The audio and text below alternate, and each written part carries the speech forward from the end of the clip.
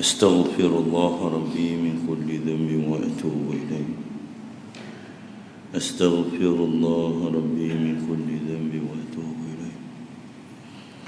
أستغفر الله ربي من كل ذنب وأتوب إليه.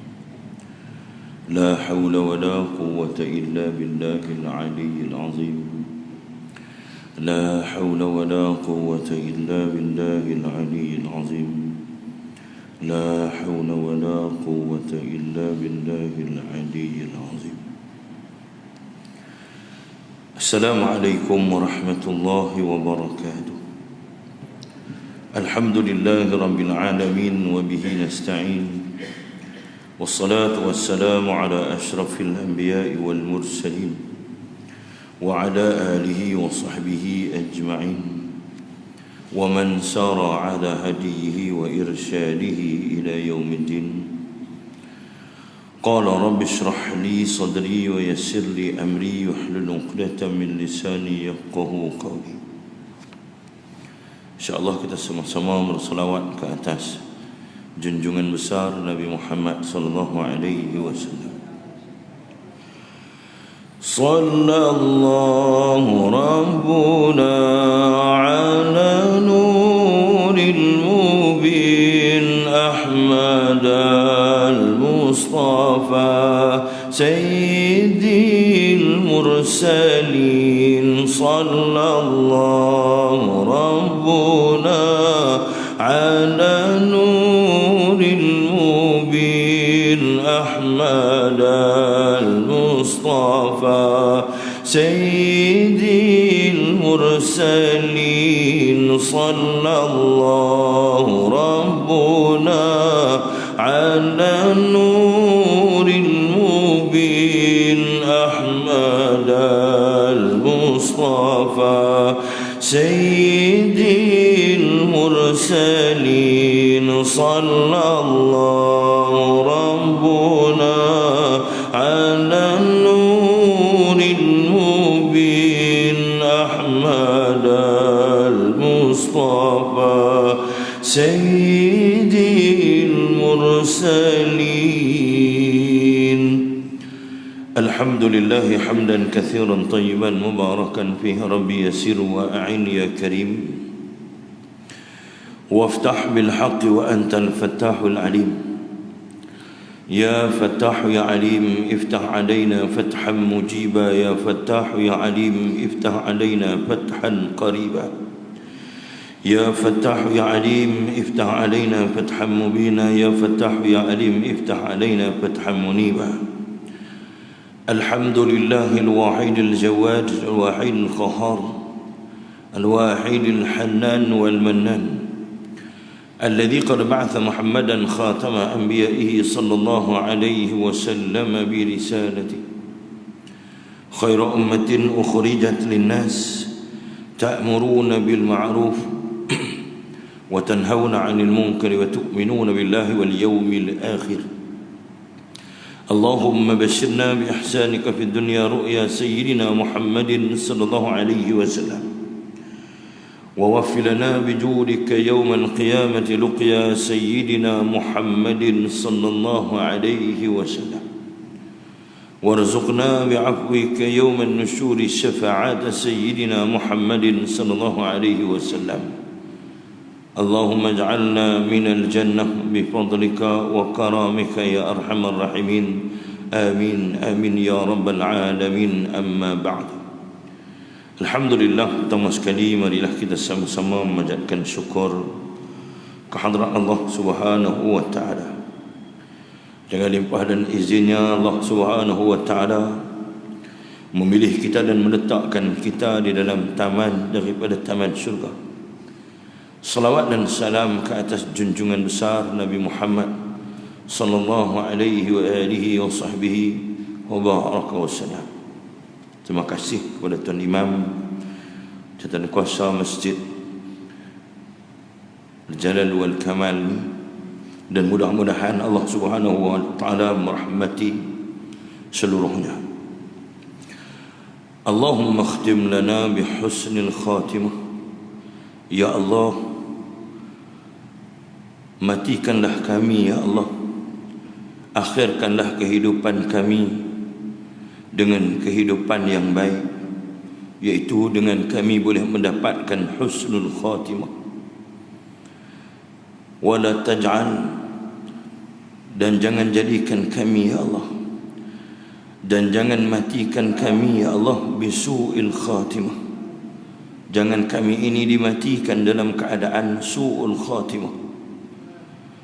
Allahumma ja'alna minal jannah, ya Allah, jadikan kami daripada kalangan penghuni-penghuni syurga-Mu ya Allah. Ya Allah, ya Rahman, ya Rahim. Allahumma barik fil maut, berilah keberkahan kepada kami di saat-saat sakarat itu ya Allah. Allahumma barik fil maut wa fima ba'dal maut, dan juga setelah kematian kami ya Allah. Allahumma hawin alaina fi sakaratil maut, Allahumma a'inni ala ghamaratil maut wa sakaratil maut.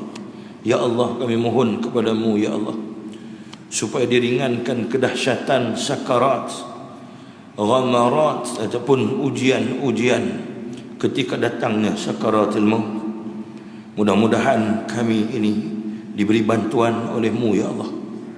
Muslimin muslimat yang dirahmati Allah Subhanahu wa taala. Jadi kita sebagai makhluk yang Allah Subhanahu wa taala utuskan sebagai khalifah di atas muka bumi Allah, terutamanya kita orang Islam dan bukan takat Islam diberikan iman oleh Allah, dan kemudian kita pula dipilih oleh Allah Subhanahu wa taala daripada sekalian makhluk Allah Subhanahu wa taala pilih. Itu hendaklah kita menjadi masyarakat yang wajib mengambil peranan untuk menjaga institusi ataupun menjaga agama Allah Subhanahu wa taala. Itu dengan Allah Subhanahu wa taala memberikan mandat untuk menjaga masjid.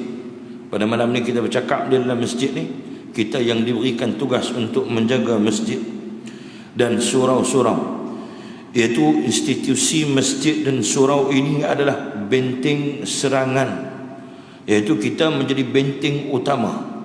Kalau sekiranya ada frontliners, hari ini dibicarakan tentang frontliners untuk menghadapi penyakit wabak COVID-19 ni. Kita adalah frontliners antara yang utama untuk menjadi benteng kepada masyarakat daripada disesatkan oleh fahaman-fahaman sekularisme, oleh fahaman-fahaman liberalisme, oleh fahaman pluralisme, oleh fahaman-fahaman yang sesat yang tidak bersandarkan Al-Quran, hadis Nabi, ijma' ulama' dan juga qiyas. Kita yang dipilih oleh Allah Subhanahu wa taala iaitu terus untuk menjaga agama daripada sudut aqidahnya, daripada sudut fiqhnya, daripada sudut tasawufnya. Itu aktiviti-aktiviti masjid yang kita laksanakan, antaranya ialah salat secara berjemaah, iaitu kuliah-kuliah hendaklah kita hidupkan ataupun hendaklah kita laksanakan dalam apa juga keadaan, iaitu terdapat padanya majlis yang disebutkan oleh Nabi, iaitu majlis ilmu dan majlis zikir. Iaitu adalah Allah Subhanahu wa taala sentiasa melihat kepada masyarakat Islam dan memberikan kekuatan untuk membantu agama Allah Subhanahu wa taala. In tansurullaha yansurkum wa yuthabbit aqdamakum. Jangan bimbang, kita yang dipilih oleh Allah, kita terus berdiri tegak di atas landasan dan jalan yang diberikan oleh Allah Subhanahu wa taala. Misalnya, kita sentiasa menjaga solat secara berjemaah, dan hasil daripada solat tersebut akan menjadikan ukhuwah dan kekuatan daripada kita. Kita sentiasa menyuburkan kuliah-kuliah, majlis-majlis ilmu, iaitu supaya ianya menjadikan masyarakat yang berilmu dan seterusnya membawa kepada takwa kepada Allah Subhanahu wa taala. Juga dengan kita melaksanakan apa yang diperintahkan oleh Allah Subhanahu wa taala, maka timbullah satu kaedah ataupun satu keadaan yang kita boleh lihat. Bersolatlah kita secara berjemaah sehinggalah kita ini jadi masyarakat dan jamaah yang baik. Solat jemaah hingga datang rasa kasih kepada sesama kita. Kalau duk main sembahyang jemaah masih tak kasih dekat sahabat kita, Kita kena solat lagi, kena perbanyakkan lagi solat kita.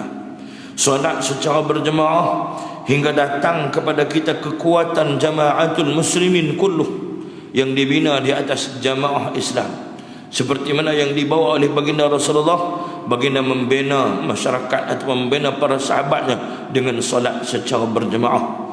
Dan kemudiannya kita menuntut ilmu, dan kemudiannya hingga menjadi baik. Bukan sahaja menjadi baik baru nak main mengaji. Jadi baik baru nak main mengaji. Itu kesilapan yang kita dah fikir selama ni. Kemudiannya kita bersedekah, sehinggalah kita ini jadi orang yang tak boleh duduk kalau tak bersedekah. Sebab kita ni umat Islam terus ada bimbang, terus ada fikir pasal nak jadi kaya. Allah letak elok dah. Kalau mungkin Allah Subhanahu Wa Taala meletakkan kita ni satu kumpulan, satu orang yang akan jadi kaya, berdoalah kepada Allah supaya kita ini tak kedekut, tak bakhil untuk sedekah. Kalau hari ini kita tengok, kalau Allah bagi jadi ni orang pakat kaya habis. Satu orang ada 200-300 buah kereta, satu orang ada 500-600 buah rumah. Bayangkan sesak bumi ni. Satu orang ada orang bagi, Allah bagi kekayaan, dalam laut penuh, tak nampak ayam, nampak kapal bot mewah-mewah. Dalam atas langit ni kalau Allah bagi semua kita kaya. Hak main masjid malam ni semua naik helikopter turun atas bumbung, tak naik kau besok ke bawah dah. Betul, Allah Subhanahu Wa Taala tu bagi elok dan sesuai dah dengan keadaan kita. Cuma yang kita selalu duk ligan, duk kejar ini yang tidak semua orang ikut. Hendaklah kita mengaji ini sehingga kita faham syariat Allah Subhanahu Wa Taala. Hendaklah kita beramal sehingga kita ini jadi orang yang soleh. Dan kemudian hendaklah kita berdoa sehingga dimakbulkan doa kita itu oleh Allah Subhanahu Wa Taala. Hendaklah melakukan semua amal-amal tersebut hingga datang perasaan benci, jadi untuk melakukan maksiat yang ditegah oleh Allah Subhanahu Wa Taala. Hadirin hadirat, mukminin mukminat yang dirahmati Allah Subhanahu Wa Taala. Jadi di manakah semua perkara itu kita boleh dapatkan di rumah Allah Subhanahu Wa Taala, iaitu dengan solat secara berjemaah, dengan kita hadir dalam majlis ilmu dan juga majlis zikir. Mudah-mudahan Allah Subhanahu Wa Taala sentiasa memberikan kekuatan kepada kita untuk kita berada dalam keadaan seperti ini hinggalah kita bertemu dengan husnul khatimah. Wallahu Subhanahu Wa Taala. Ini kita sambung kitab Sakaratul Maut.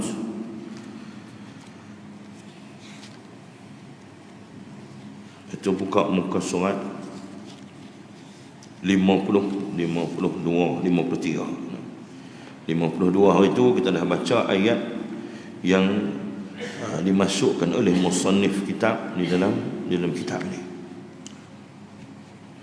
Qala al-musannif rahimahullah wa nafa'na bi'ulumihi wa asrarihi wa anwarihi fi ad-darain thumma amin amin ya rabbal alamin, amma ba'du. Itu kita tengok muka surat 53. Sekali kita tengok balik ayat Al-Quran yang kita telah bacakan hari itu ni masa dekat nak habis dah kita baca, dan kita hanya buah makna sekali lalu saja. Tengok di sini ni dia sebut, sekali-kali tidak permintaanmu pasti ditolak dan dugaanmu meleset. Kenapa baru sekarang anda memeriksa ataupun muhasabah diri? Kenapa sekarang anda bertaubat? Kenapa sekarang anda berhenti dari kemaksiatan? Ya, yang ni keterangan kepada ayat yang kita bacakan itu. Kita tengok ayat ni. Dia nak abang apa nak? A'udzu billahi minasy syaithanir rajim. Hatta idza jaa ahadahumul maut qala rabbirji'un la'alli a'malu salihan fima taraktu kalla innaha kalimatun huwa qailuha wa min waraihim barzakhun ila yaumi yub'atsun. Shadaqallahul azim. hatta idza jaa ahaduhumul maut qala rabbi irji'un, iaitu sehingga apabila datangnya, sampai satu saat datangnya siapa? Datangnya kematian, datangnya sakaratul maut, datangnya ghamaratul maut. Di saat datangnya kematian, tidak ada siapa pun yang dia boleh bau, dia boleh rasa, dia boleh nampak kata mati itu nak main dekat dia. Mati itu nak main dekat dia. Hatta idza jaa ahadahumul maut, dan sehingga apabila datang kepada seseorang, ahadahumul maut itu disebutkan ahadun ini kepada salah seorang orang-orang yang tak beriman. Ayat ini ditujukan kepada orang-orang yang kafir, orang yang mati dalam keadaan kafir. Kita selalu duk cerita dah macam mana orang yang mati dalam keadaan yang baik, mati dalam keadaan tasilul maut, turunnya roh itu dikeluar umpama air yang mengalir daripada pancok ataupun daripada botol, daripada bekas dia. Mudahnya roh keluar bagi orang yang soleh. Tapi bagi orang-orang yang kafir ini, Allah Subhanahu wa taala ceritakan hatta idza jaa ahadahumul maut, ketika sehingga apabila datang sahaja, telah datang kepada seseorang dari mereka, salah seorang daripada orang yang tak beriman kepada Allah, orang yang kufur, iaitu al-maut, iaitu kematian. Kematian ini datangnya bersama dengan siapa? Dengan al-malakul maut, al-malakul muwakkilun yaqbidur ruh, malaikat maut. Malaikat maut mai. Pada saat itu datanglah malaikat. Kalau hari ini satu orang yang hidup atas dunia, dia rasa hari ini dia hidup, dia derita ataupun sengsara, penuh dengan ujian. Ingat, ujian itu sementara. Dia sabar, salamun alaikum bima sabartum fa ni'ma uqbad dar. Maka sejahteralah kepada orang yang sabar. Allah Subhanahu wa taala janjikan tempat yang baik di sisi Allah Subhanahu wa taala. Sabar dengan ujian Allah, sabar dengan ketentuan Allah, apa yang Allah Subhanahu wa taala berikan. Pada ketika itu Allah Subhanahu wa taala menjanjikan tempat yang istimewa di sisi Allah Subhanahu wa taala. Di atas dunia diuji dengan sakit. Sakit itu sementara. Datangnya saat-saat sakarat, maka datang pula sakit yang lebih dahsyat daripada sakit dan ujian dunia, iaitu sakitnya sakaratul maut. Baginda Rasulullah SAW pun berdoa, Allahumma a'inni ala ghamaratil maut wa sakaratil maut. Nabi SAW pun sebut, Ya Allah, berilah kekuatan untuk menghadapi apa? Menghadapi saat-saat sakarat, menghadapi saat-saatnya ghamaratil maut. Tuan-tuan yang dirahmati Allah, itu orang-orang yang soleh. Itu baginda Rasulullah SAW. Bagaimanakah pula keadaan satu orang yang mereka ini tidak beriman kepada Allah? Orang yang Allah Subhanahu wa taala bagi kemewahan, kekayaan, kesenangan, kesihatan. Kekayaan pun sementara. Kalau sekiranya orang yang kaya itu boleh beli kesihatan, boleh beli kehidupan, kita tak dengarlah cerita orang umur 30 tahun orang kaya mati, orang umur 40 tahun orang kaya mati, orang umur 46 tahun ada kuasa, pandai, cerdik kan, mati. Ada orang yang umur dia 100 tahun, 120 tahun, orang miskin, orang biasa, tapi Allah panjangkan umurnya. Jadi kita tidak boleh beli kehidupan dengan kekayaan dan harta dunia. Sebab itulah hidup ini disebut sebagai apa? Kalau sekiranya diuji dengan penderitaan itu sementara. Kesihatan itu sementara. Kalau diuji dengan kemewahan itu sementara. Diuji dengan pangkat itu sementara. Diuji dengan kemudaratan itu adalah sementara. Semuanya sementara. Tuan-tuan yang dirahmati Allah Subhanahu wa taala. Dan kemudian qala, siapa berkata ni? Itu orang-orang kafir. Ia berkata, dia kata Rabbirji'un. Masa ni baru nak mengaku, nak minta dekat Allah. Rabbirji'un, ya Tuhanku, kembalikan aku ke dunia ni. Rabbirji'un, minta patah balik mai atas dunia. Tuan-tuan muslimin muslimat rahmati, tengok ayat ni lah. Yang pertamanya, Kata-kata ini diucapkan oleh siapa? Kata-kata ini diucapkan oleh orang-orang yang kafir di saat-saat sakarat. Masa nak mati itu, dia ni mai ujian dekat dia. Dia pun baru tahu hak ni rupanya sakarat, yang ni rupanya malaikat maut. Bila datangnya malaikat maut dekat dia, masa tu dia minta qala rabbirji'un. Walaupun masa tu boleh baca Quran, buat lagu apa semua, tak boleh lah. Masa tu telah tertutup pintu taubat. Bila nyawa sampai di ghargharah, idza balagatit taraqi. Kita pun biasa duduk dengar ayat tu. Dan apabila telah sampai nyawa kita di kerongkongan, pada ketika itu tidak lagi diterima taubat seseorang. Apa yang dia tahu buat masa dunia dulu ni, tahu buat dengan taubat lain lah. Hak yang dia tahu buat masa dunia dulu ni, yang dia tak sedar apa yang dia buat, yang apabila dinasihatkan kepadanya, dia menafikannya. Pada ketika dia mati nanti, akan datang semua perkara hak yang hak dulu ni, orang duk nasihat dah tak mau dengar. Masa tu datanglah saat-saat sakarat, datangnya malaikat maut. Pada masa tu yakin dia bahawa kematian itu benar. Yakinlah bahawa agama Islam itu adalah agama yang benar. Yakinlah bahawa utusan Allah itu benar. Yakinlah bahawa pada agama Allah itu adalah kumpulan yang benar. Masa tu baru sedar.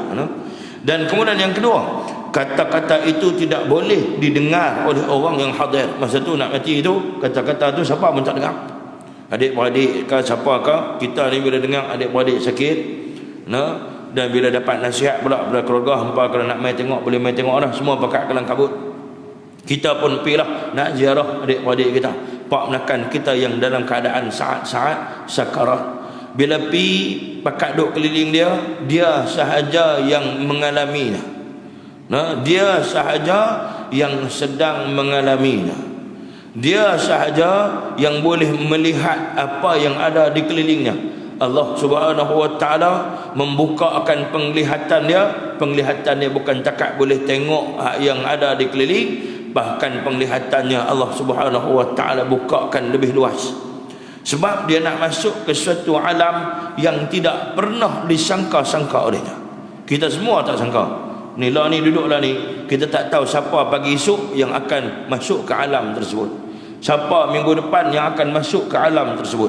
Siapa 2 bulan lagi akan masuk ke alam tersebut. Yang pastinya kita semua akan merasai alam yang tersebut. Kita akan merasai alam itu. Dan kemudian yang ketiga, dia minta supaya tidak dimatikan kerana ingin bertaubat kepada Allah Subhanahu wa taala. Masa ni baru duk minta kan, minta kepada Allah. Masa tu baru minta kepada Allah. Masa tu minta kepada Allah Subhanahu wa taala supaya diperlambatkan ataupun tak bagi dia mati, ataupun bagi nyawa balik dekat dia, dia nak patah balik ke dunia. Kan? Minta tolong habis ke semua hak keliling. Orang lain pakat tengok dia, orang lain tengok dia macam tenang saja. Tak boleh bergerak, tak boleh buat apa, tak bercakap, tak buat apa dah. Nampak macam tenang. Tapi sebenarnya dia sedang bergelut dengan sakarat, sedang diuji dengan bermacam-macam keadaan ketika nak mati itu. Sebab itulah dia minta kepada Allah, terutamanya orang-orang yang kafir dan munafik itu, yang sombong ketika hidup tapi mahu tidak mahu. Mereka ini yang tidak patuh kepada perintah Allah, yang tidak patuh kepada arahan Allah, yang tidak mahu mendengar Al-Quran, yang tidak mahu mendengar hadis Nabi sallallahu alaihi wasallam, yang pada satu ketika ini tak mau mendengar para alim ulama, tak mau mendengar apa yang disampaikan oleh orang Islam, bahkan memusuhi agama Allah Subhanahu wa taala. Di saat-saat itu mereka menghadapi saat sakarat itu dengan dahsyatnya sekali. Dan kemudian saat sakaratul maut bukanlah waktu untuk mohon ampun. Ingat masa tu bukan lagi waktu mohon ampun. Pada masa tu duduk minta qala rabbirji'un. Dia mintalah banyak mana pun. Dia mintalah banyak mana pun. Itu telah banyak masa yang diberikan oleh Allah Subhanahu wa taala kepadanya. Allah bagi masa tu banyak dah. Kita yang tak manfaat masa sebab tu, tuan-tuan yang dirahmati Allah, kita jangan dobak alik dengan masa yang Allah Subhanahu Taala berikan. Kemudian dia buat main dalam surah An-Nisa untuk memberikan keterangan kepada ayat yang kita baca ni. A'udzu billahi minasy syaithanir rajim. وليست التوبة للذين يعملون السيئات حتى إذا حضر أحدهم الموت قال إني تبت الآن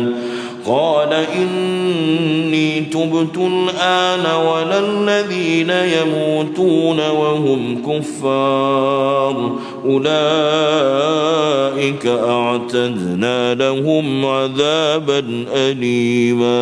صدق الله العظيم. Di dalam ayat ini Allah Subhanahu wa taala sebut, dan tidaklah taubat itu diterima Allah dari orang-orang yang mengerjakan kejahatan yang hingga apabila datangnya ajal ahadahumul maut kepada seseorang daripada antara mereka, barulah ia mengatakan sesungguhnya saya bertaubat sekarang. Masa tu nak bertaubat, masa tu tidak lagi dibuka pintu taubat. Bila pintu taubat tutup ni? Di saat-saat nyawa sampai di engkung. Nyawa sampai di engkung. Idza balagatit taraqi, tentu. Satu lagi, ketika naiknya matahari di sebelah barat, tidak ada lagi, pintu taubat ditutup pada ketika itu buat selama-lamanya. Orang yang nak mati pun sama juga. Orang yang saat-saat nyawa dia sampai di kerongkongan, ditutup pintu taubat kepadanya selama-lamanya. Betul tuan-tuan, ambillah i'tibar daripada ayat ini. Maka jangan jadi orang yang mereka ini minta kepada Allah. Lepas kata apa? Lepas kata apa? Sekarang ini dia kata tubtul an, sesungguhnya ini tubtul an, sesungguhnya kami ini betul-betul bertaubat kepadamu ya Allah. Dulu ni tak mau bertaubat kepada Allah. Dan tidak pula dia kata diterima taubat orang yang mati itu sedang mereka berada dalam keadaan kekufuran, dalam keadaan kafir. Bagi orang itu telah kami sediakan siksaan yang sangat pedih. Allah Subhanahu wa taala kata dah, ulaika a'tadna lahum azaban alima. Pada ayat tu, di hujung ayat tu Allah dia sediakan azab yang sangat pedih. Pedih ni terang mana? Kita tengok malaikat Malik Zabaniyah. Malaikat Malik Zabaniyah ni dia adalah ketua kepada malaikat Zabaniyah. Malaikat Zabaniyah siapa? Malaikat Zabaniyah ini Allah Subhanahu Taala jadikan untuk memukul, menyiksa orang-orang yang buat zalim, orang yang maksiat, orang yang tak beriman kepada Allah. Ketika berada di dalam neraka ni, yang kata nak abang hebatnya malaikat Malik dan juga malaikat Zabaniyah ni, Allah jadikan mereka ini daripada cahaya, dan mereka ini boleh berenang di dalam lautan neraka tanpa terbakar tubuh mereka. Nak bang kata dahsyatnya, walaupun api neraka ni Allah jadikan berkali-kali ganda panas. Dan apabila mereka ini, satu malaikat Zabaniyah, tuan ni, ketika di mahsyar esok ni, malaikat Zabaniyah ni semua berada, kan malaikat ada di mahsyar. Ketika saja Allah perintahkan supaya memasukkan, datang saja perintah Allah, selesai hisab, ada yang tak kena hisab terus masuk neraka. Pada ketika nak dimasukkan ke dalam neraka itu, Nabi SAW menceritakan, maka malaikat Zabaniyah ini, ataupun malaikat Zabaniyah ni menggunakan sebelah tangannya, dan kemudiannya dengan menggunakan sebelah tangannya, sekali dia kaih, ataupun kita bahasa kita kaih lah, sekali dia kaih, maksudnya 10,000 orang masuk ke dalam neraka. 10,000 orang yang kafir, orang yang munafik dihumban masuk dalam neraka. Kemudiannya dia menggunakan tangan kiri dia, 10,000 orang masuk dalam neraka. Dia menggunakan kaki dia kaih dengan kaki dia. Satu kaisan. Bahasa kaisan tu, ada kan? Satu kaisan tu saja menyebabkan masuknya 10,000 orang ke dalam neraka. Dan dia menggunakan kaki kiri dia kaih lagi 10,000 orang masuk dalam neraka. Satu-satu malaikat Zabaniyah itu, dia pada masa yang sama dia boleh memasukkan 40,000 orang yang kufur kepada Allah di dalam neraka. Jadi kita jangan duk pelik, malaikat ni saja malaikat Zabaniyah ini pula diketuai oleh, ada ketua-ketua dia, ada 18 malaikat, dan berada di bawah malaikat-malaikat ini ialah malaikat Zabaniyah yang begitu banyak, yang tidak terbilang banyaknya. Yang tidak terbilang banyaknya, punya ramai malaikat ni. Malaikat Malik Zabaniyah, Allah bagi jadi malaikat Malik ni tidak ada langsung belas kesian. Allah ciptakan malaikat Malik ni tanpa diberikan walaupun sebesar zarah belas kasihan di dalam hati mereka-mereka ni. Jadi tuan-tuan muslimin muslimat yang dirahmati Allah, jadi nak menuntut, nak minta belas kesian dekat Allah lah ni masa di dunia ni.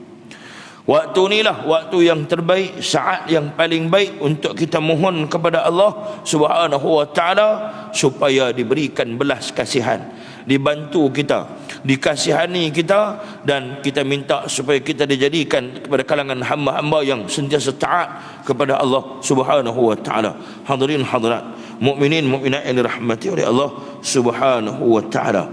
Dan kemudiannya dibawa datang pula di dalam satu hadis Nabi sallallahu alaihi wasallam.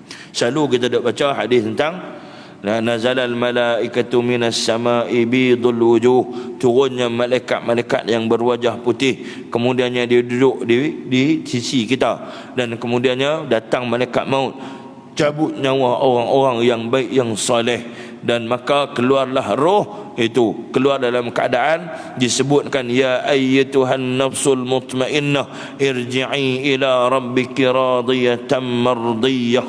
Itu kita kena rajin baca doa tu. Ya ayyatuhan nafsul mutmainnah irji'i ila rabbiki radiyatan mardiyah fadkhuli fi ibadi wadkhuli jannati. Rajin amai doa tu nah. Baca, jadikan biar zikir kita. Dan kemudiannya datang pula satu malaikat, satu kumpulan malaikat yang disebut wa innal 'abdal kafir wa fi riwayatin idza kana fi inqita'in min ad-dunya. Apabila ada satu riwayat pula yang lain, datang pula kepada orang-orang yang kafir itu, iaitu ketika mereka ini nak diputuskan dengan dunia, wa iqbalin minal akhirah, dan nak diterima masuk mereka ke alam yang lain, alam yang kekal, iaitu alam akhirat, alam yang kekal itu. Nazala ilaihi minas samai malaikah, turunlah daripada langit para malaikat, para malaikat, iaitu ghilazun shidadun, yang sangat dahsyat, yang sangat bengis. Tak ada belas kesian apa, sangat bengih dengan mata dia, dengan wajahnya yang sangat garang. Ghilazun shidadun, sebab tu orang yang nak mati kita tengok terbeliak mata dia, tengok ke atas, memandang ke satu arah saja. Duk tengok ke satu arah, sebab masa tu tak boleh bergerak dah. Masa tu hak duk cakap pandai, hak duk kutuk tok guru, kutuk para alim ulama, hak duk hina nabi, hak bersekongkol dengan orang kafir, hak jadi tali barut orang kafir, hak jadi munafik, hak mempermain-mainkan agama, hak yang tak pandang kepada Al-Quran, tak pandang kata Al-Quran tu wal Quranil Hakim, tak kata Quran bijaksana, dia dok rasa dia bijak pada Quran. Tak kata hadis Nabi sallallahu alaihi wasallam tu patut kita gunakan, amalkan. Tak ambil pandangan ulama, sedangkan ulama itu jambatan untuk kita mendapatkan kefahaman ilmu Al-Quran, ilmu hadis Nabi sallallahu alaihi wasallam. Jadi dia tolak semua benda ni di saat-saat sakarat itu. Datangnya malaikat ghilazun shidadun dan menyedarkan dia. Tapi bila dia kata qala rabbirji'un, minta kepada Allah, aku nak patah balik, tak boleh dah. Sesuatu yang mustahil Allah Subhanahu wa taala nak bagi dia patah balik duduk atas dunia, dan kemudian Allah nak bagi peluang lagi kepadanya. Tidak ada peluang yang sebegitu. Tuan-tuan yang dirahmati Allah, turunnya malaikat ini sudul wujuh, wajahnya berwarna hitam, gelap. Turun ni selalunya bidul wujuh bagi orang-orang yang beriman kepada Allah. Orang yang tak beriman kepada Allah, orang yang kafir, orang yang munafik, orang yang mati dalam keadaan dosanya meliputi kehidupannya. Pada saat itu disebutkan sudul wujuh, ma'ahumul masuh minan nar, fayajlisuna minhu maddal basar summa yaji'u malakul maut hatta yajlisu 'inda ra'sih. Dia kata turun bersama dengan alat untuk menyeksa, untuk memukulnya di saat sakarat itu. Jadi turun malaikat bawa alat untuk memukulnya. Ada riwayat kata dia ni menggunakan satu alat yang berduri dan kemudiannya dihentakkan pada tubuh mayat itu dan ditarik, seumpama ditariknya kan satu alat yang berduri kemudian dipukul di pada badan dan kemudian ditarik, maka akan tercabutlah kulit-kulit dan isi-isinya sekali. Bahkan lebih dahsyat daripada tu. Nak bang kita tak boleh cerita dekat tu saja. Tapi bahkan lebih dahsyat keadaan orang yang mati dalam keadaan saat-saat sakarat itu. Dan kemudiannya malaikat yang duduk tu banyak lah. Banyak sehingga kan orang yang di kiri dan kanan kan, yang muhdarun, yang hadir, yang duduk di kiri dan kanan tak boleh nampak. Adik-beradik apa semua ni duduk tengok aja, tak nampak apa.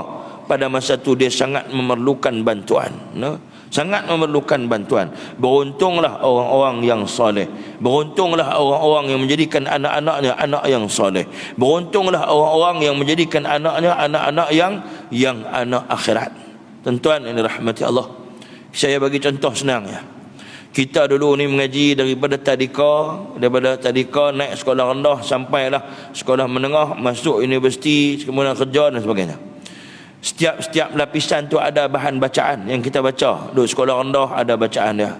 Ada masa tadika ada buku kita baca. Masa kita duduk sekolah rendah ada buku yang kita baca. Naik ke sekolah menengah ada bahan bacaan dia. Masuk universiti ada silibus dan bahan-bahan bacaan dia untuk kita berjaya di dunia. Kemudiannya naik lagi sampailah kita kerja, ada bahan-bahan bacaan, ada manual untuk kita melaksanakan tugas-tugas kita di dunia. Tapi setelah kita pencen, setelah kita berhenti kerja, setelah kita tamat, kalau riwayat tak tamat lagi, semua buku-buku tu berguna dah kat kita? Tak berguna dah. Hak kita mengaji geografi dulu ni tak berguna dah. Matematik guna tak? Guna pun sikit-sikit saja. Hak ilmu tadika kita dulu ni baca bahasa Inggeris apa tu 1 and 2, 2 and 3 tu semua tak berguna dah.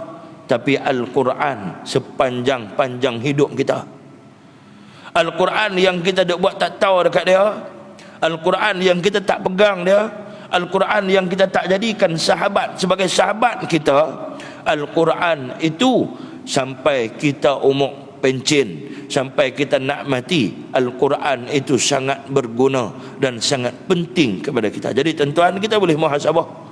Kalau sebelum ni kita duk alik buat tak tahu dengan Al-Quran, Allah bagi peluang dekat kita untuk kita belajar baca Al-Quran, bagi boleh baca Quran, bagi boleh mengaji tafsir, bagi boleh faham isi kandungan Al-Quran yang apa yang Allah Subhanahu wa taala nak sampaikan kepada kita. Tuan-tuan yang dirahmati Allah, di saat-saat sakarat inilah kita sangat memerlukan Al-Quran untuk membantu kita. Tuan-tuan yang dirahmati Allah Subhanahu wa taala. Kemudian duduklah malaikat ini. Malaikat ni duduk tahu mana? Duduk di ujung kepala kita, hatta yajlisu 'inda ra'si. Kemudiannya apa kata malaikat ni? Masa dia nak cabut nyawa orang hak soleh, orang hak baik, ya ayyatuhan nafsul mutmainnah, ataupun ya ayyatuhan nafsut tayyibah. Tapi berbeza bila nak dicabut nyawa orang-orang yang kafir, orang-orang yang munafik, maka dikatakan malaikat tu, ya ayyatuhan nafsul khabithah, wahai roh yang jahat, wahai roh yang jahat, ya ayyatuhan nafsul khabithah, roh yang buruk, roh yang jahat, hak berjalan atas dunia ni dengan penuh kesombongan. Batu Allah larang, wala tamshi fil ardi marha, jalan dengan sifat kibr, jalan dengan sifat istikbar, jalan dengan sifat apa? Sifat sombong, sifat angkuh, jalan dengan penuh dosa, kabair. Pada saat ini ketika dikatakan oleh malaikat dia kata, ukhruji ila sakhti minallahi wa ghadab, pergilah kamu kepada apa yang telah Allah Subhanahu wa taala janjikan, dan pergilah kamu menghadap kemarahan Allah Subhanahu wa taala. Sebab itu tuan-tuan yang dirahmati Allah, Nah, orang yang mati dalam keadaan ini, bila dia keluar sahaja, kemudian dia kata apa? Qala rabbirji'un, kembalikan aku bertaubat kepada Allah. Nah, aku bertaubat, dia kata, sesungguhnya dia kata, aku betul-betul nak bertaubat kepada Allah Subhanahu wa taala. Masa duduk atas dunia tu ni sombong aku. Duduk atas dunia ni terus aduk nasihat apa, terus aduk kata apa, tak mau ingat, tak mau dengar. Nah, tak mau dengar. Tengok masjid buat tak tahu je. Tok imam pun dia tak kenal.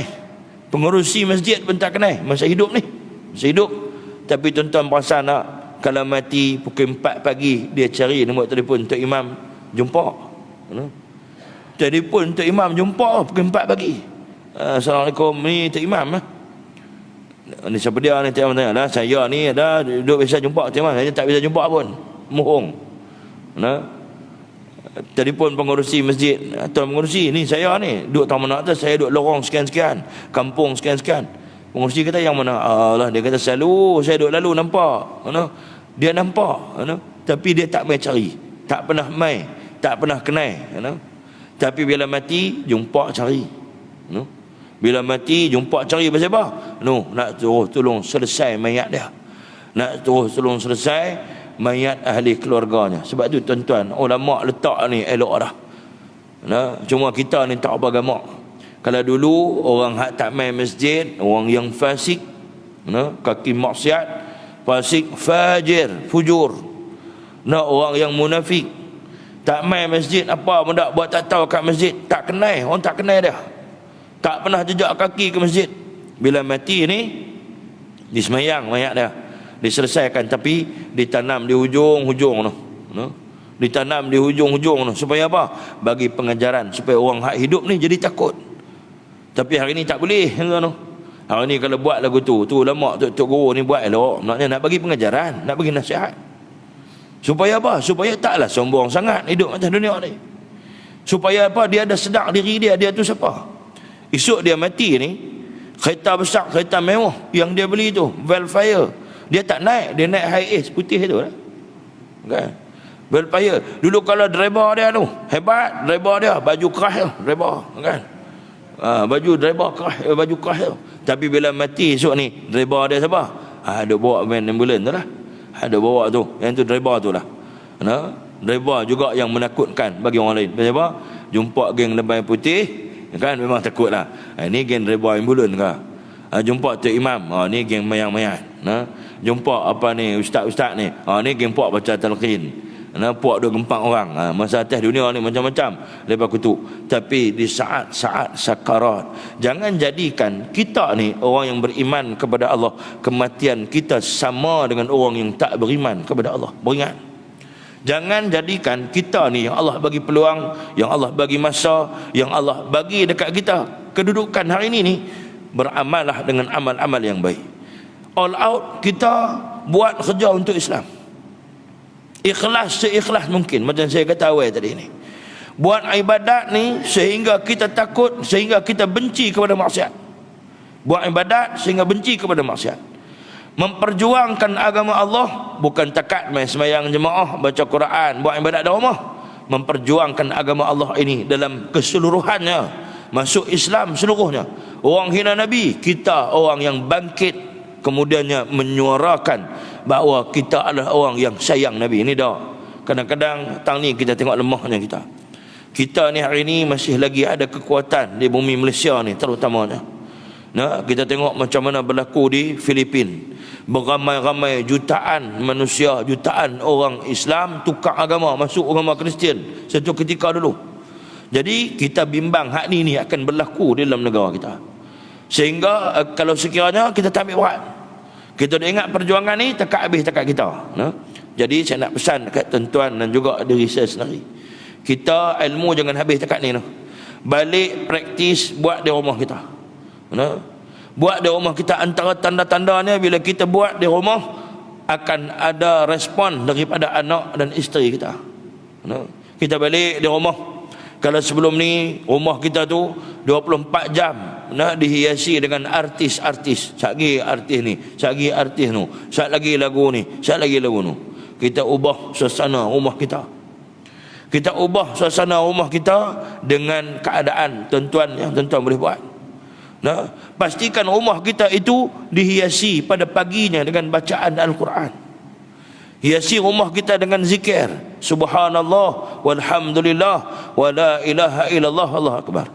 Hasbi rabbi jalallah, ma fi qalbi ghairullah, Nur Muhammad sallallahu. Hiasi kehidupan kita pada pagi hari ini dengan bertaubat kepada Allah. Tubna ilallah wa raja'na ilallah wa nadimna ala ma fa'alna. Kemudian perbanyakkan solat sunat di rumah kita. Supaya apa? Supaya ianya menjadi kesan, menjadi tempat untuk kita ini mendapatkan tempat di akhirat. Tuan-tuan, jadikan keluarga kita ini bukan keluarga yang bila kita mati esok, bila mati esok yang mai ziarah kita tu siapa? Yang mai ziarah kita tu bukan orang baik.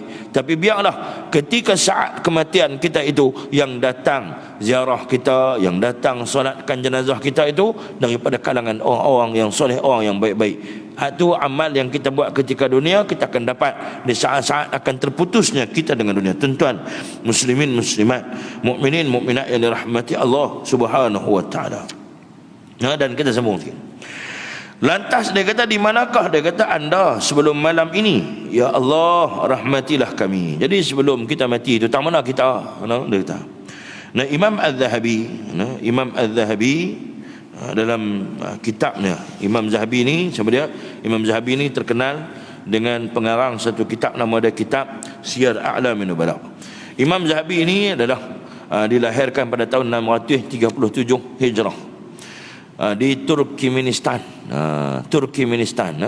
Salah satu negara yang negara Islam dulu. Dan dia dikenali dengan dia ini orang yang bijak, orang yang kuat hafalannya, orang yang cerdas otaknya, orang yang ada kewarakan pada dirinya, orang yang zuhud, dia ni orang yang zuhud, kemudian orang yang betul aqidahnya dan kefasihan lisannya itu secara ringkas.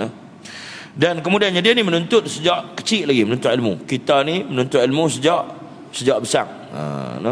Kita beza lagi, sejak besar orang menuntut ilmu. Itu pun tak apa dah.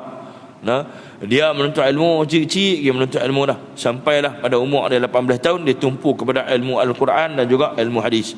Jadi dia ilmu semua dalam bidang ilmu Al-Quran, termasuk ulum Quran ke, tafsir Al-Quran ke, apakah, semua berkaitan dengan Al-Quran, dia mendalaminya.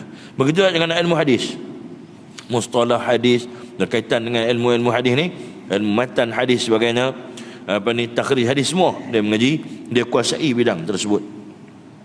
Dan kemudiannya dia mengarang kitab, kitab ni yang masyhur, iaitu kitab Siyar A'lamin Nubala. Siyar A'lamin Nubala, iaitu kitab ini bertajuk Perjalanan Hidup Orang-orang yang Mulia. Kitab ini dia kata menghimpunkan biografi perjalanan hidup iaitu para sahabat Nabi SAW.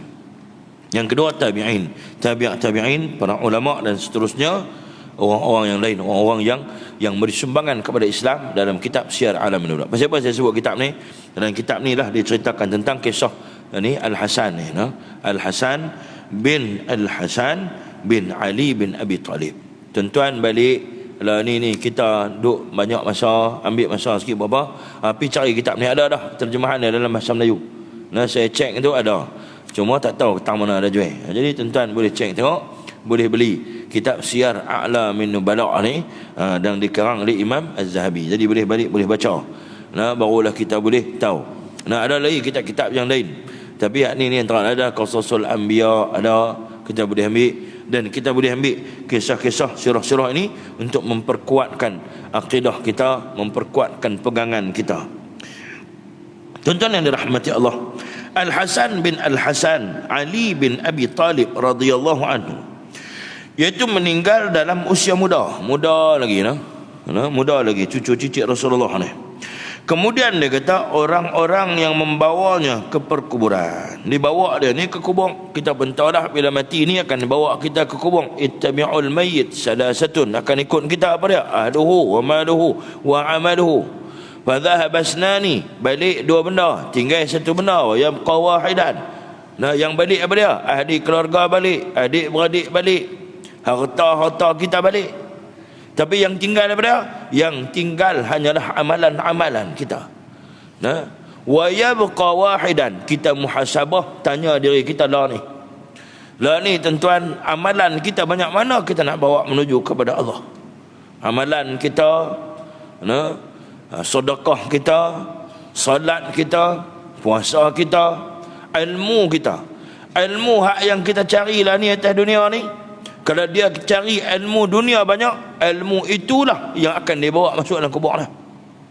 Nah, yang kata al-ilmu yuntafa'u bih, yang dikatakan waladun salih yad'ulah, anak yang salih yang mendoakan, dan yang disebut sebagai sadaqatun jariyah. Hak ni, tiga benda ni lah.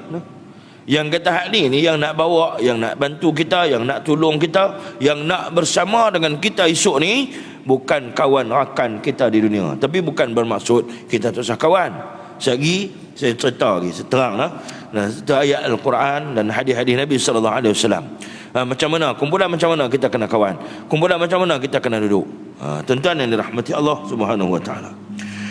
Dan kemudiannya dia kata, sementara dia kata isterinya berada di atasnya dan bersedih kerana kepergian dan kesedihan yang hanya diketahui oleh Allah. Allah saja tahu sedih macam mananya bila hilangnya keluarga. Tapi boleh buat apa? Tak boleh buat apa dah. Ia membawa anak-anaknya dan kemudian mendirikan khemah di sekitar perkuburan itu. Buat khemah di sekitar tu, no? Sekitar dekat kubur tu.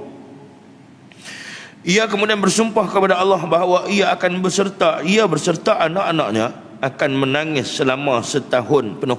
Dia nak duduk, tahun tu ada janji nak duduk setahun. Nak teman suami hak baru mati itu setahun. Dan kemudiannya ia tetap dalam kesedihan yang mendalam dan dia kata tetap menangis. Aku tegaskan, dia kata, ini adalah perbuatan dosa. Ini pengarang kitab kata, aku tegaskan, dia kata, ini adalah perbuatan dosa dan kemudian bertentangan dengan syariat. Ini bertentang dengan syariat. Pergi buat kemah duduk sampai bertahun-tahun tak boleh. No? Ini adalah amalan yang tertolak dan tidak diterima. Tak boleh kita buat macam tu. Kita kena redha dengan ketentuan Allah Subhanahu Wa Taala yang hak Nabi suruh apa dia? Bila Nabi pergi di kubur, Nabi kata sal rabbaka istaghfiru li akhikum istaghfiru li akhikum istaghfiru li akhikum. Mintalah pada Tuhan kamu apa dia? Iaitu minta supaya diampunkan dosa saudara-saudara kamu. Yang tu yang kita diminta oleh Allah Subhanahu Wa Taala, bukannya kita pergi duk buat sedih macam tu. Dan kemudiannya setelah dia kata genap setahun, ia mengambil khemah itu dan membawanya serta mengambil anak-anaknya pada malam hari. Lalu ia mendengar seseorang berbisik kepada rakannya pada malam itu, apakah mereka mendapatkan apa yang telah hilang dari mereka? Jadi pergi duduk setahun tu, boleh tak buat balik mayat hak mati tu? Boleh tak buat balik orang hak hidup, yang hak sebelum ni hidup dengan depa tu? Suami yang meninggal tu boleh buat balik tak? Ayah yang mati tu boleh buat balik tak? Tak boleh buat balik. Kemudiannya kawannya menjawab, tidak, bahkan mereka semakin bersedih lalu mereka kembali. Jadi kalau dia ikut macam tu akan makin sedih lagi. Orang hak duduk dalam kubur tak dapat manfaat apa. Tidak ada pahala yang diutus. Yang hanya diutus ialah kesedihan, bahkan kepayahan dan kesusahan kepada ahli keluarga kita. Kemudian mayat dari kubur tidak berbicara kepada mereka dan tidak keluar untuk menemui mereka, walaupun dia kata semalam ia tidak mencium anak-anaknya dan tidak pula melihat isterinya serta keluarganya. Tak ada noh. Kotlah naik sat semalam ke keluar maisat, tak ada. Tak naik langsung, tak keluar langsung daripada kubur, tak keluar langsung daripada tempat persinggahannya itu. Tempat persinggahan ni kubur. Itu disebut sebagai barzakhun. Barzakhun ni apa dia? Allah jadikan barzakhun itu adalah benteng sempadan. Hebat mana, kuat mana apa atas dunia, dia tak boleh lari keluar daripada alam barzakh nak kembali kepada dunia. Dan kemudian perbendaraan syarat anugerah di sisi Allah kita cari. Dia kata kita cari hak dunia ni macam-macam kita cari. Sebaik-baik titipan dan sebaik-baik yang menunaikannya. Itu yang menunaikan. Itu jika seseorang termasuk dalam orang yang berbuat kebajikan, maka dikatakan kepadanya. Tengok ayat ni. أعوذ بالله من الشيطان الرجيم والذين آمنوا واتبعتهم ذريتهم بإيمان ألحقنا بهم ذريتهم وما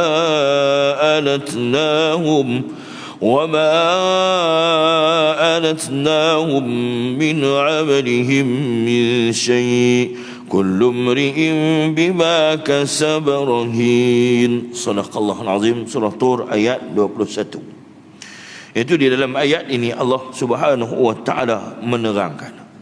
Allah Subhanahu wa taala sebut, dan orang-orang yang beriman dan yang anak cucu mereka meliputi mereka dalam keimanan, kami hubungkan anak cucu mereka dengan mereka, dan kami tiada mengurangi sedikit pun pahala amal mereka. Tiap-tiap manusia terikat dengan apa yang dikerjakannya. Surah Tur ayat 21. Tuan-tuan muslimin muslimat yang dirahmati Allah, ini adalah satu berita gembira kepada orang-orang yang soleh, orang-orang yang baik. Nah, tuan-tuan perempuan yang dirahmati Allah, hadir mai ke masjid, hadir duduk dalam masjid, mai sembahyang jemaah, i'tikaf dalam masjid, baca Al-Quran dalam masjid, berzikir di rumah Allah Subhanahu wa taala, melakukan amal-amal soleh pada malam dan siang harinya, melakukan sedekah, melakukan semua kebaikan yang diperintahkan oleh Allah. Nah, abang ada hadiah yang istimewa yang dijanjikan oleh Allah Subhanahu wa taala. Itu apa dia janji Allah Subhanahu wa taala? Allah kata apabila mereka ini memasuki akan surga Allah Subhanahu wa taala, dan apabila mereka ini bertanyakan kepada orang tuanya, isterinya dan anaknya, maka dikatakan kepadanya, keluarga kamu, isteri kamu, anak kamu belum masuk surga. Ini. Nah, orang yang buat amal soleh, yang baik, yang dia ni bukan cakap dia saja, dia doakan untuk keturunan dia. Nah, dia doakan untuk keturunan dia, dia doakan untuk generasi dia. Ada orang yang dia doa untuk generasi dia. Dekat anak dia tak pernah dia lupa doa. Dekat ayah dia tak pernah dia lupa untuk berdoa. Dekat mak dia tak pernah dia lupa. Jangan kita lupa untuk berdoa untuk mereka. Bahkan mak ayah kita yang telah pergi meninggalkan kita. Nah, yang pi dah, yang tinggal kita ni, buat tahlil, zikir, sedekah dekat mereka. Buat sedekah, sedekah niat atas nama mereka, dan tidak akan mengurangi pahala bagi diri kita. Masa tu kita niat tu, pada ketika kita masuk ke dalam syurga, takdir Allah kita ni baik, masuk syurga. Bila sampai dalam syurga, siapa kita nak jumpa? Wa yanqalibu ila ahlihi masrura. Lama tak jumpa, kena PKP, gaya buka saat nak balik kampung, PKP pula kan. Sehari buka dah elok, buka saat gaya nak keluar, kawasan kita kena PKPD pula, tak boleh balik juga. Hitung kira tengok setahun tak boleh balik. Bila balik ni, balik nak jumpa siapa? Walaupun dia balik mai tu, adik-beradik semua mati dah, mak mati dah, dia nak balik jumpa siapa? Dia nak pi ziarah kubur mak dia, dia nak pi ziarah kubur ahli keluarga dia. Siapa? Itulah dia panggil al-aqarib, keluarga, hubungan keluarga. Hubungan keluarga ni Allah yang bagi, kita bukan boleh duk reka ambil. Mulai hari ni ayah kita nak putih, tak mau bagi jadi keluarga, kita pi potong nama, tak boleh. Nak pi kerat bin, ayah nak kerat bin anak, tak boleh. Anak nak buat pun tak boleh. Jumpa pak menakan mulai hari ni, Pak Ngah bukan pak menakan saya lagi, tak boleh. Bukan pak menakan saya lagi, saya tak mau. Pergi jumpa dengan adik-beradik lain, sepupu, jumpa sepupu. Yang sepupu ku, mulai hari ni kita putus sepupu, tak boleh. Tak boleh putus lah. Hubungan yang Allah Subhanahu wa taala bagi, tak boleh putus hubungan ni. Esok bila kita balik kampung, kita nak jumpa siapa? Nak jumpa ahli keluarga lah, nak jumpa adik-beradik, boleh bersembang sama-sama. Hak mana hak kita suka buat atas dunia, Allah bagi dekat kita esok di akhirat.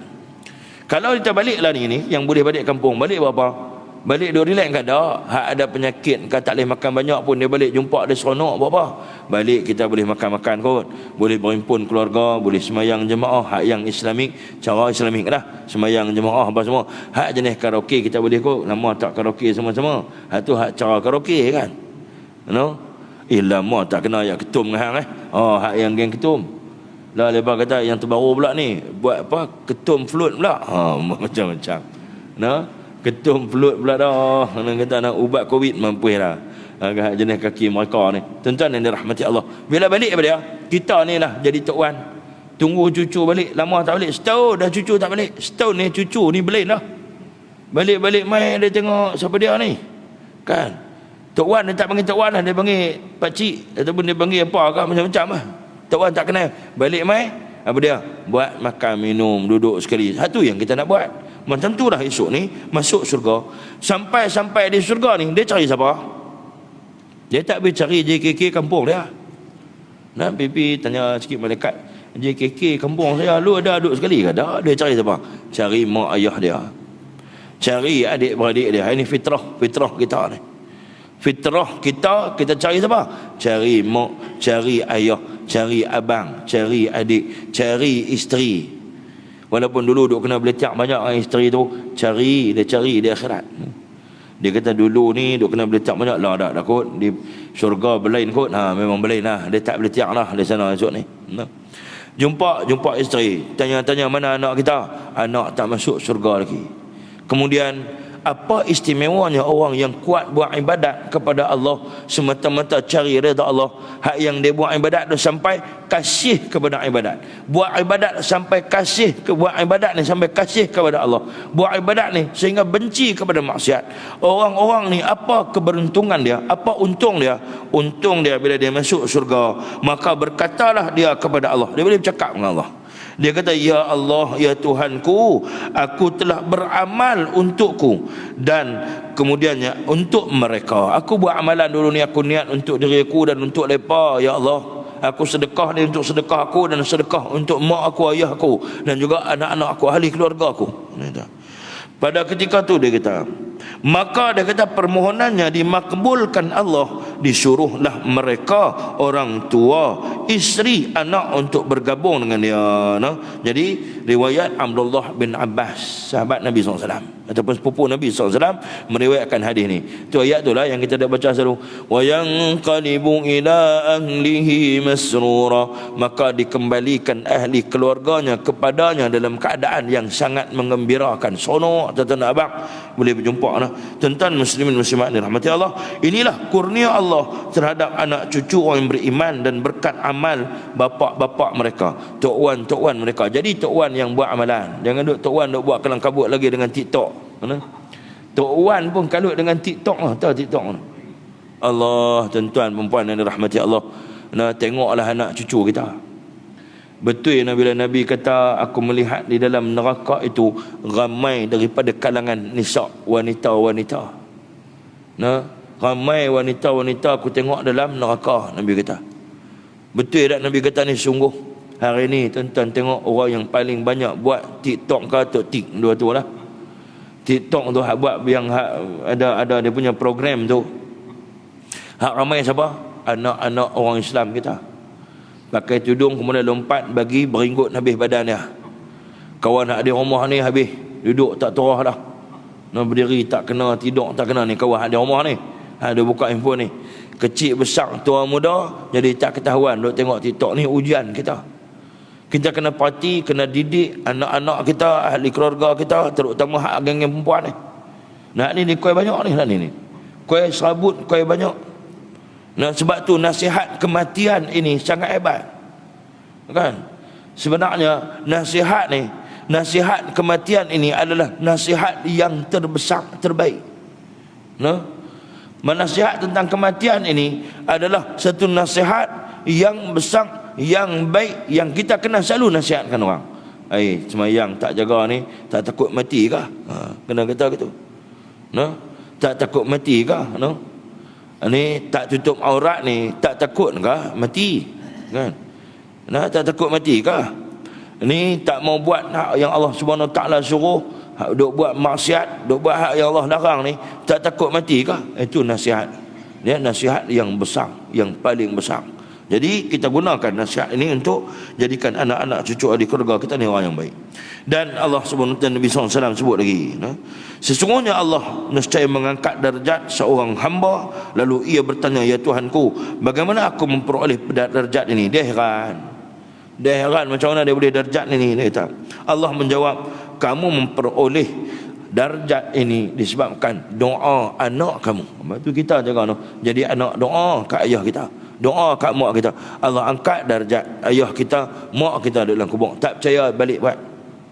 Siapa yang ayah dia meninggal lama dah, dia tahu ustaz saya pun tua dah, ayah saya mati lama dah. Kita ni Ghalib doa dekat dia setiap hari doa. Setiap hari Allahumma ghfirli dhunubi wa liwalidayya warhamhum kama rabbawna shighara. Kemudiannya doa Allahumma ij'alhu minal jannah, ya Allah jadikan mak aku ni, ayah aku ini daripada kalangan penduduk-penduduk syurga. Ya Allah jadikan kubur mereka ini luas, ya Allah jadikan kubur mereka taman daripada taman syurga. Kita doa setiap hari. Mak ayah mati ni bukan gaduh guna duit dah. Masa hidup dulu kita kedekut tak bagi duit dekat mak ayah kita.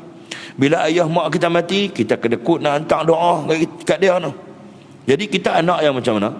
Nah, kalau sekiranya kita faham, kita reti, untungnya orang yang berdoa, untung manfaat itu bukan saja untuk diri dia, manfaat dan untung itu akan balik kepada ahli keluarga dan seluruhnya.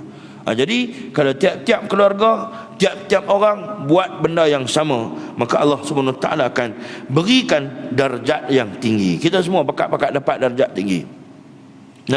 Dan kemudiannya apabila mati seorang anak Adam, maka terputuslah amalan tadi ini. Qata amalu illa min salah, itu kita tak serta dah.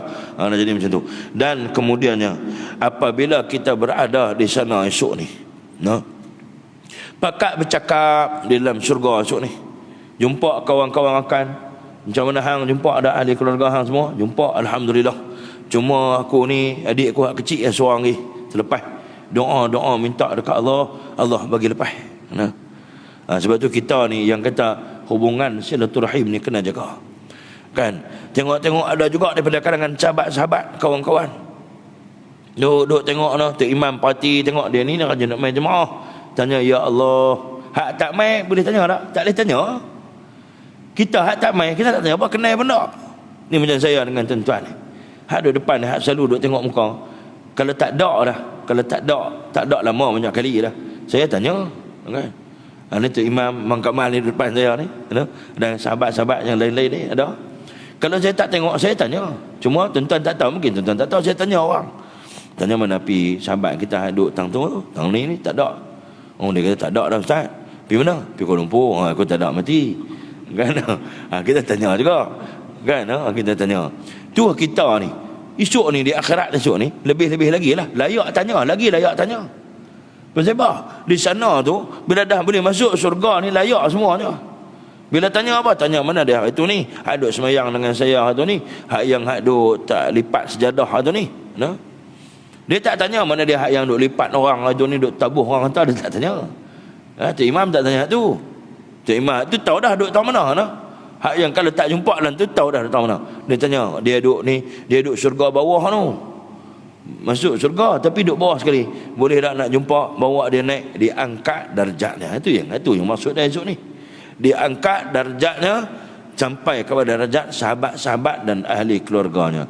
Dan ahli keluarga juga bila disebutkan oleh Allah Subhanahu wa taala kepada Nabi Nuh alaihi salam, wahai Nuh, orang yang beriman dengan aku dan beriman dengan kerasulanmu, mereka itu adalah keluarga kamu. Jadi kita tuan-tuan muslimin muslimat dirahmati Allah, kita semua satu keluarga. Orang Islam semua satu keluarga.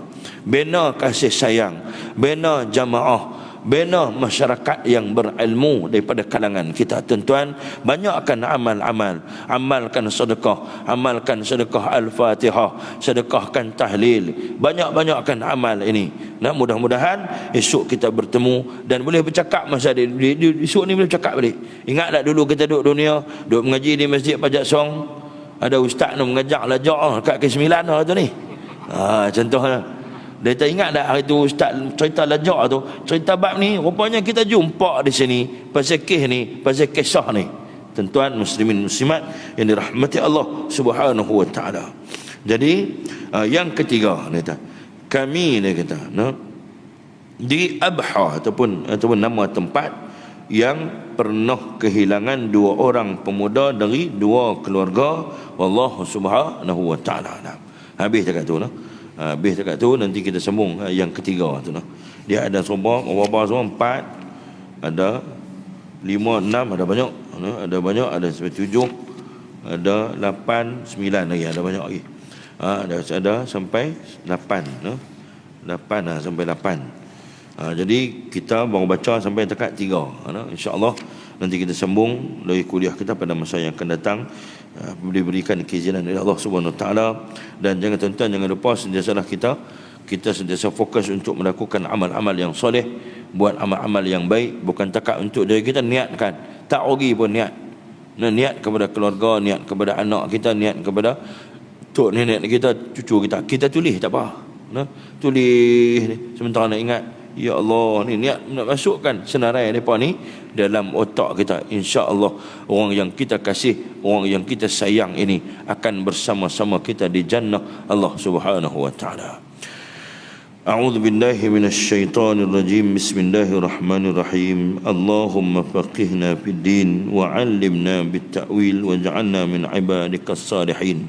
اللهم اجعل جمعنا هذا جمعا مرحوما وتفرقنا من بعده تفرقا معصوما.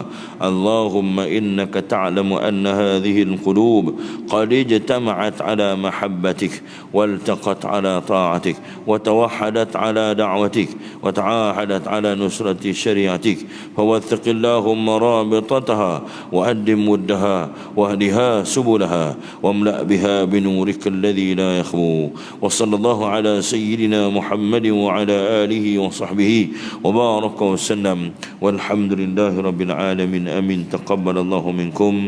السلام عليكم ورحمة الله وبركاته.